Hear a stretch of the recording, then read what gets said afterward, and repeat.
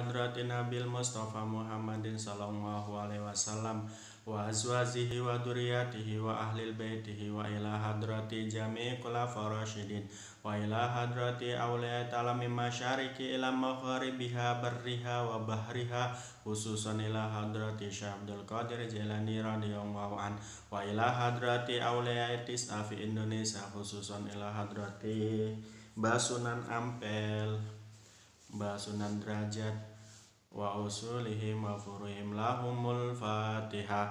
A'udzu billahi minasyaitonir rajim. Bismillahirrahmanirrahim. Alhamdulillahi rabbil alamin arrahmanir rahim maliki yaumiddin.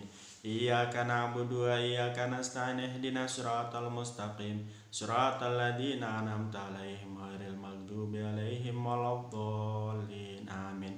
Wa ila hadrati jami'i madahibil arba'a wa ila hadrati jami'i imam wa ila hadrati jami' musannifin wa ila hadrati imam Asy'ari, imam Maturidi, imam Ghazali, Syekh Junad al-Baghdadi wa ila hadrati jami'i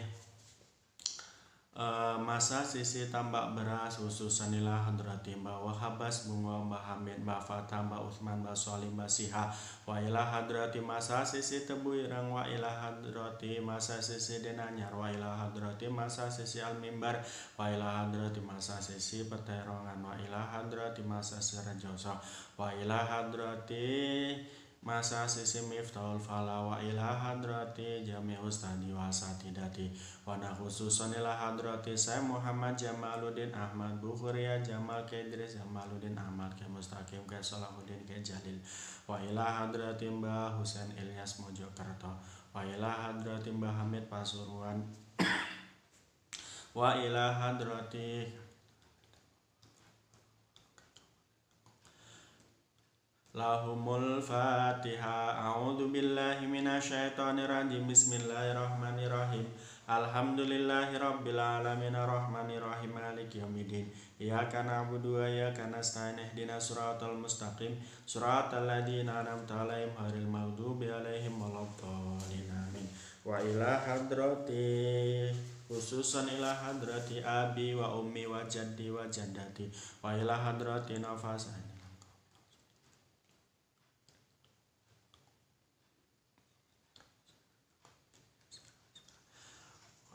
hadrati ke Muhammad Dalam Yusuf wa usuli wa puri wa ila hadrati santri Miftahul Falah wa manfa'ulumahum wa barikulumahum lahumul fatihah. A'udzu billahi minasyaitonir rajim. Bismillahirrahmanirrahim. Alhamdulillahi rabbil alamin arrahmanir rahim maliki yaumiddin. Iyyaka na'budu wa iyyaka nasta'in ihdinas siratal mustaqim siratal ladzina an'amta 'alaihim ghairil maghdubi 'alaihim waladdallin. Amin. Maulaya shalli wa sallim daiman abada ala habibika khairil khalqi kullihim huwal habibul ladzi turja syafa'atuhu likul lihauli minal ahwali muktahami ya Rabbi bil Mustafa balligh maqasidana waghfir lana ma madha ya wasi'al karami. Assalamualaikum warahmatullahi wabarakatuh. Bismillahirrahmanirrahim. Subhanakallahumma rabbana la ilma lana illa ma 'allamtana innaka antal alimul hakim wa tub 'alaina innaka antat tawwabur rahim wa taqabbal minna innaka antas samiul alim wa 'allimna min ladunka ilman nafi'a ya dzal jalali wal ikram. Allahumma aftah lana hikmataka wansur 'alaina rahmataka ya dzal jalali wal ikram bi barakatil Fatihah.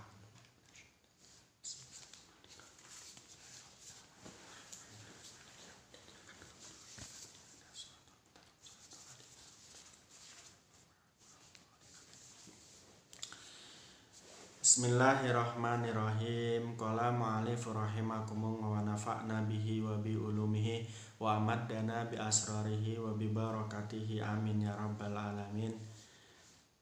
Bismillahirrahmanirrahim. Melanjutkan kajian tentang wasiat Nabi kepada Sayyidina Ali dalam kitab Wasayatul Mustafa. Bismillahirrahmanirrahim. Faslun fi shaumi. Ai hadza faslun fi shaumi utawi iki iku fasal ing dalem mertelakake puasa. Qala dawuh sapa Kanjeng Nabi Muhammad sallallahu alaihi wasallam. Dawuh man utawi sapane wong iku soma Ramadhana. Iku soma poso sapa man Ramadhana ing wulan Ramadan. Wajtana balan ngedoi sapa man al harama ing perkara haram. Fihi iku ing dalam bulan Ramadan. Wal buhtana lan ngedoi perkara kang ora jelas. Maksudnya perkara subhat, barang subhat. Radio mangkong ridhoi anhu saking man sapa Ar-Rahman wadat kang maha welas asih.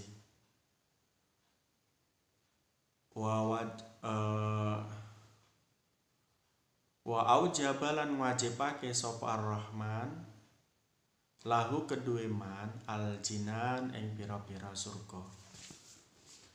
Wasiat Nabi kepada Ali tentang puasa adalah barang siapa yang puasa pada bulan Ramadan dan menjauhi perkara haram juga menjauhi perkara subhat, maka orang ini akan diridhoi oleh Allah ya, dan baginya wajib mendapatkan surganya Allah.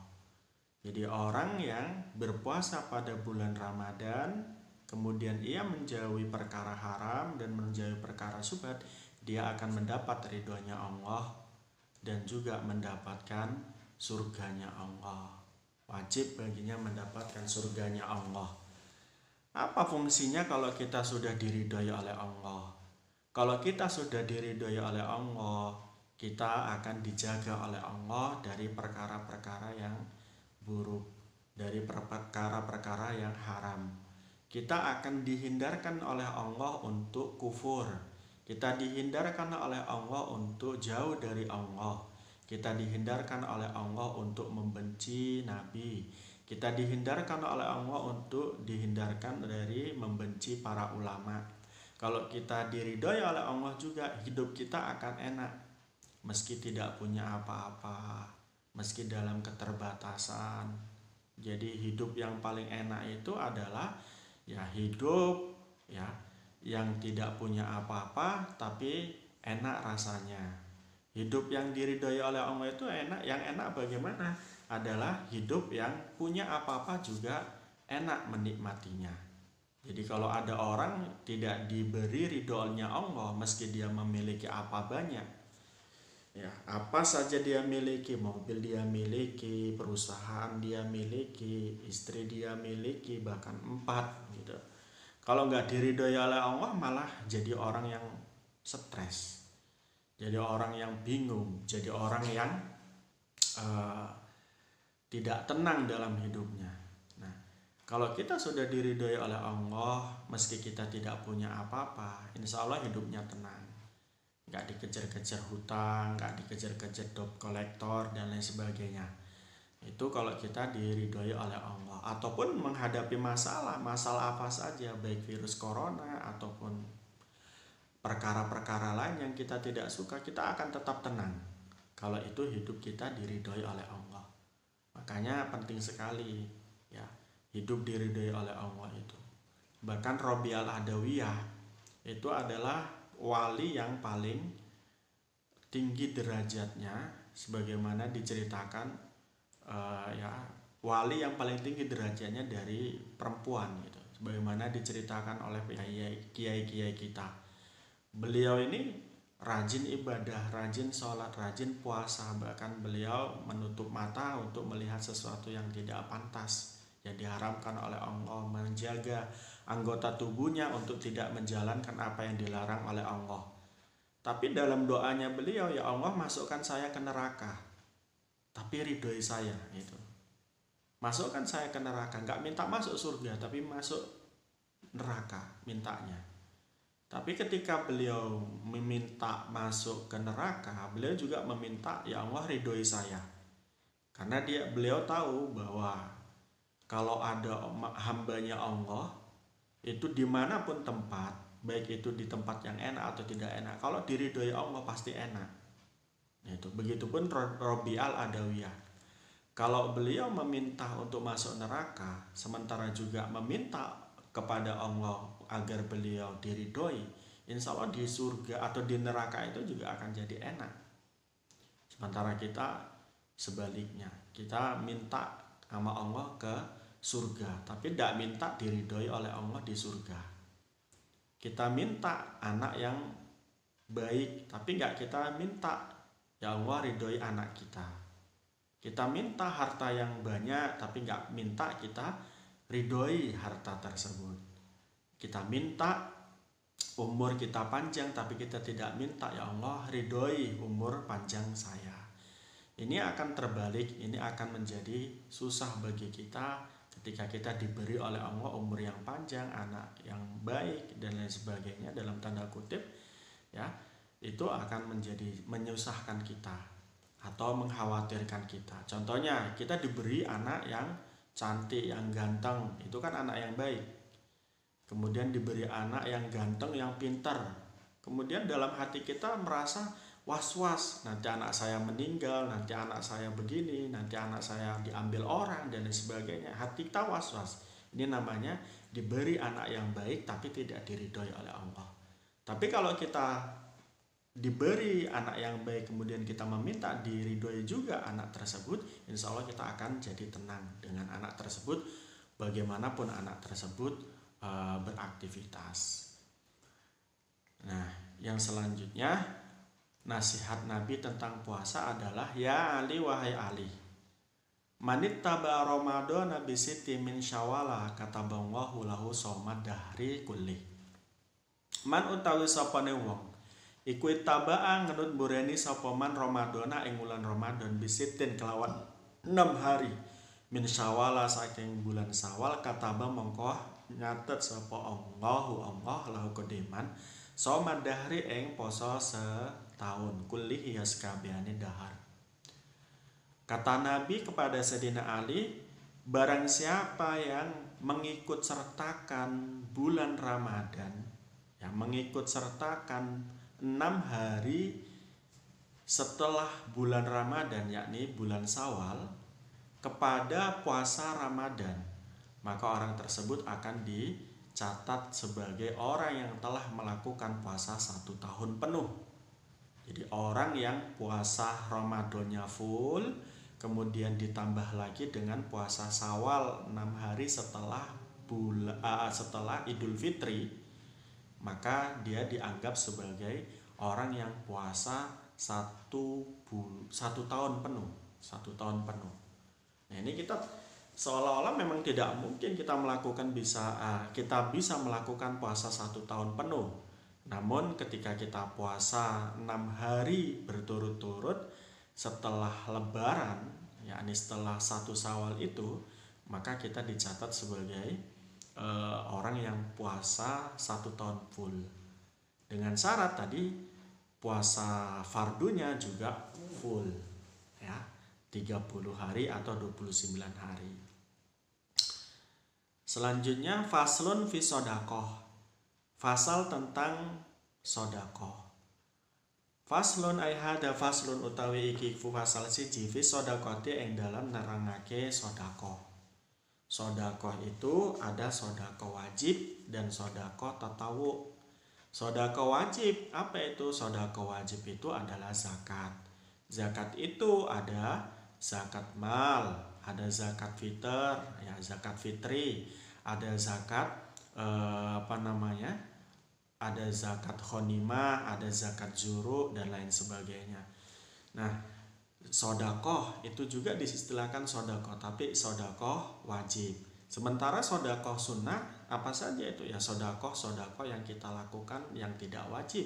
Contohnya adalah sodakoh jariah itu. Ya, dia tidak wajib dengan kesukarelaan kita memberi sesuatu kepada orang lain atau membangun masjid dan membangun pondok pesantren meski kita tidak memegang pondok pesantrennya, itu juga akan menjadi sodakoh jariah. Pasal ini akan membahas tentang sodakoh yang sunnah atau sodakoh tatawu.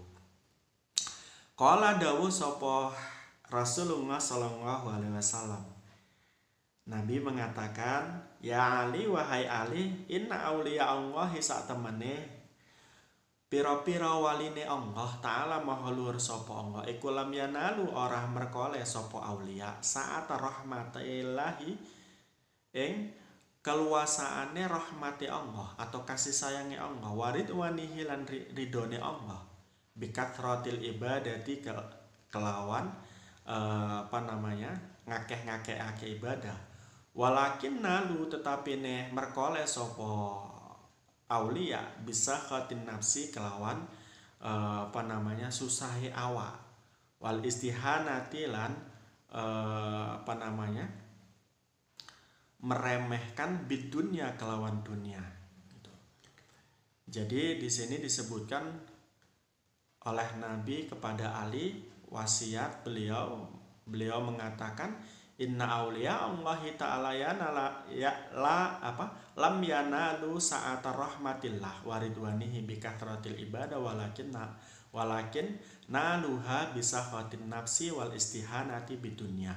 Wahai Sayyidina Ali, kata Nabi, wali-wali Allah, kekasih-kekasih Allah ya, itu tidak mendapatkan keluasaan rahmatnya Allah dan ridhonya Allah ya dengan ibadah mereka. Jadi ibadah mereka itu tidak menyebabkan mereka mendapatkan rahmat Allah dan ridhonya Allah. Lalu apa yang mendapatkan ridho dan rahmatnya Allah untuk mereka? Ia adalah sakhatin nafs, susahnya mereka terhadap dirinya mereka, merasa mereka itu susah ya, karena mereka rajin ibadah itu ndak enak, rasanya susah. Tapi para wali itu kalau nggak ibadah malah nggak enak. Nah, tapi untuk mendapatkan nikmatan ibadah itu awalnya tidak enak dulu. Artinya kita harus memaksakan diri untuk melakukan ibadah, nah, untuk mendapat kenikmatan beribadah. Nah itu, jadi mereka merasa nggak enak dulu.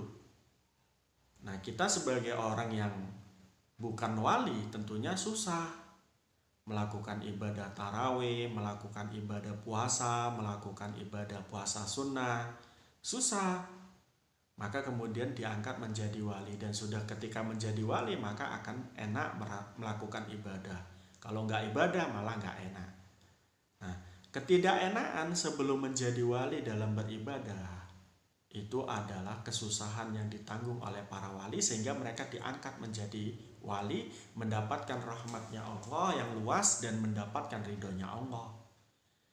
Nah, yang kedua, mereka menjadi wali itu karena istihanati bidunya.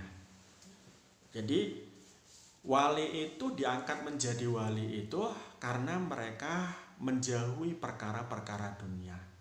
Menjauhi perkara dunia ini apa artinya? Bukan mereka tidak bekerja untuk mendapatkan kehidupan dunia, bukan. Tapi melainkan mereka punya dunia tapi nggak peduli dengan dunianya. Maksudnya tidak peduli itu hatinya tidak tergantung meluluh memikirkan dunia. Ya, punya mobilnya tidak mencegah mereka untuk berpikir untuk untuk melakukan dzikir kepada Allah, untuk melupakan Allah. Tidak, mobil mereka tidak dianggap, tidak dipedulikan sebagaimana mereka mempedulikan dzikirnya, ibadahnya itu. Nah, ini yang disebut istihanati bidunya. Nah, kalau kita dengar bahwa banyak cerita tentang Syekh Abdul Qadir Jilani. Syekh Abdul Qadir Jilani itu Sultanul Aulia. Ya. Sultanul Aulia artinya beliau adalah rajanya para wali. Sultannya para wali. Beliau ini seorang wali tapi kaya raya. Beliau memiliki banyak kuda. Kuda zaman pada saat itu menjadi bagian daripada harta benda sebagaimana kita memiliki kendaraan pada saat ini, punya mobil dan lain sebagainya. Ya, beliau juga punya banyak harta, rumahnya bagus dan lain sebagainya. Tapi hati beliau tidak meluluh kepada rumah dan mobil atau kendaraannya, melainkan beliau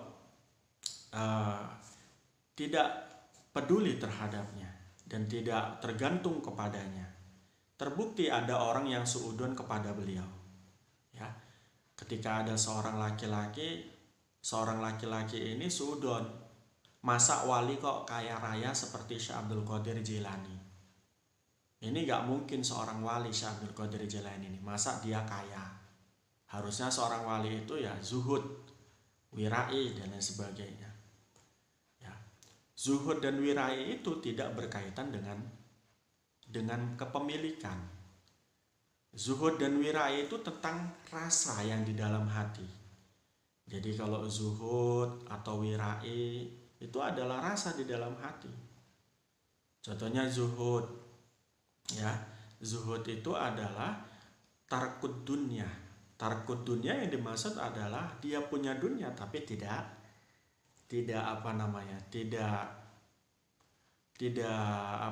peduli terhadap dunianya, itu dalam bahasa kitanya. Tidak meluluh dunia itu menjadi yang dipikirkan tiap harinya. Ya, melebihi daripada apa yang dipikirkan dari ibadah dan dzikirnya kepada Allah. Itu yang disebut dengan zuhud. Sementara wirai itu adalah tarkus subhat gitu. Tarkus subhat, meninggalkan perkara-perkara subhat. Nah, oleh karena itu Syekh Abdul Qadir Jilani yang pada saat itu menjadi seorang wali, ya, itu mengerti lelaki tadi itu. Lelaki yang suudon kepada Syekh Abdul Qadir Jilani bahwa beliau ini bukan seorang wali. Lantas kemudian lelaki tersebut dipanggil, wahai fulan, kesini kamu, ambil itu kuda yang ada yang kamu suka, yang paling kamu suka, ambil kuda dari garasi saya. Setelah itu nangis orang ini. Kenapa nangis? Beda dengan kita, kalau mungkin kita disuruh ngambil kita nggak akan mikir. Alhamdulillah dikasih kuda yang bagus. Kalau sekarang Lamborghini, mobil Lamborghini yang bagus. Nah sementara lelaki ini mikir, wah tadi saya itu suudon nama beliau punya mobil, punya kendaraan yang bagus-bagus, punya rumah yang bagus-bagus. Beliau tidak mungkin menjadi seorang wali. Tapi ketika orang ini suudon kemudian dipanggil dan kemudian dikasih, ini mikir, wah ini saya diketahui saya tadi suudon itu tadi. Itu yang pertama. Yang kedua, wah betul ternyata beliau ini seorang wali yang mengetahui kerentak hati saya dan gak peduli terhadap hartanya. Buktinya saya disuruh milih kudanya, suruh ngambil kudanya. Itu begitu. Nah ini, jadi seorang wali itu ya dalam tanda kutip ya, beliau ini diangkat menjadi seorang wali bukan karena ibadahnya ya, tapi karena susahnya jiwa mereka untuk meladeni Allah dan jauhnya mereka dari kehidupan dunia, dalam tanda kutip ya. Dalam tanda kutip itu maksudnya bukan beliau tidak bekerja, bukan beliau tidak berusaha, melainkan beliau memiliki segala sesuatu dan berusaha untuk memilikinya, tapi tidak tergantung dengan apa yang dimilikinya. Ya Ali, wahai Sayyidina Ali, asahi qaribun minallah, qaribum min rahmatihi.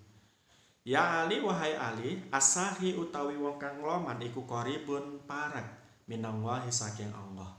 Qaribun tur parek min rahmatihi saking rahmati Allah. Ba'idun ado min adabihi saking adabi Allah.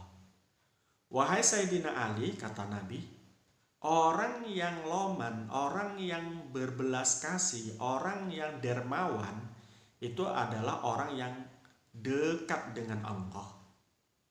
Maksudnya dekat dengan Allah itu adalah mereka selalu didekati oleh Allah. Kalau kita sudah didekati oleh Allah, kalau kita sudah dekat dengan Allah, dzikir itu terasa mudah, ibadah itu terasa enak. Itu kalau kita dekat dengan Allah. Ya. Orang yang loman itu dekat dengan Allah, juga dekat dengan rahmatnya Allah, kasih sayangnya Allah. Apalagi kalau kita sudah diberi kasih sayang Allah itu. Bayangkan kita punya anak, kita sayang kepada mereka, anak kita itu gak minta apa-apa kepada kita, tapi kemudian kita memberi sesuatu kepadanya. Dulu ketika kita masih kecil, orang tua kita sayang kepada kita, kita gak minta belikan sepatu baru, baju baru pada saat Ramadan, pada saat hari raya, tapi dibelikan sepatu baru, baju baru. Nah begitu juga kalau Allah punya kasih sayang kepada kita, kalau Allah berbelas kasih kepada kita dengan sifat rahmatnya Allah, kita nggak minta apa-apa, kita pasti dikasih oleh Allah. Maka kemudian ada istilah yang disebutkan dalam beberapa hadis itu, yarzuquhu min haitsu la yahtasib, atau dalam tanda di Al-Qur'an juga ada. Yarzuquhu min haitsu la yahtasib, diberi oleh Allah dari rezeki yang tidak dikira-kirakan. Artinya tidak dikira-kirakan itu tidak kerja tapi dapat rezeki, diam saja tapi dapat rezeki dan lain sebagainya. Itu adalah berkat kasih sayang Allah. Berkat kasih sayang Allah. Ada maling kemudian sama Allah tidak tertangkap. Ya, itu ada dua macam itu. Mungkin disayang oleh Allah, tapi juga mungkin dijongkrokkan oleh Allah untuk selalu maling. Nah dalam kaitan ini kasih sayang Allah di situ. Ada maling kemudian dia tertangkap, itu juga ada dua kemungkinan, itu adab Allah, ya. Tapi juga mungkin kasih sayang Allah agar orang tersebut tidak jadi maling lagi setelah tertangkap. Tapi kita lihat ya, beberapa orang yang dibebaskan dari penjara kemarin